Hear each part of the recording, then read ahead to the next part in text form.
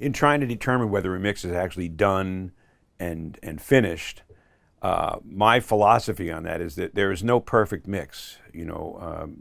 Several different people could and have, in some instances, mixed the exact same song, and I can't really say, oh, that's, I mean, obviously somebody has to decide that's the one that we're going to release in this particular medium. But I don't personally feel that there's any one way to say, oh, that's the perfect mix. The rest are flawed. This is the perfect one. So much of it is subjective. And I work really hard in trying to establish, I guess clarity is the term, within the structure of the mix. I'm not talking about clean and polished and pristine, but I'm talking about clarity, where definition, I guess, is a better word for it, where I hear definition, so you can really identify what's there. And if I've done my job right, there's a lot of flexibility in there, like a framework that can be bent this way or that way, or this can be louder, this can be quieter, this can be featured more, that one can be featured more or less. There's room to do that without losing the integrity of the mix. So I try to leave a lot of room for subjectivity.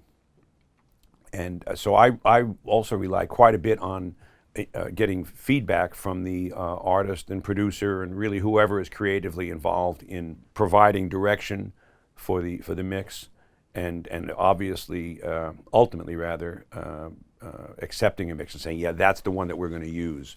I try to get a lot of information from them to help move it in that direction, because I could certainly make my own choices in terms of how that fabric should end up looking. I like to see it, to make sure that it reflects their concept of where they want their music to be.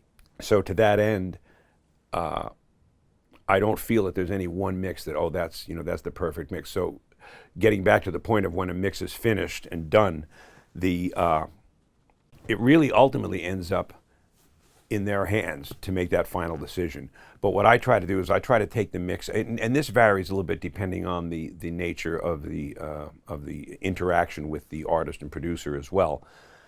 But I try to take the mix, generally speaking, to the point where I feel if they said, yeah, that's great, we're going to use it, that I wouldn't feel like, oh, wait, I'm not done, I have to do other things, So I try to, ideally, I take it to that point.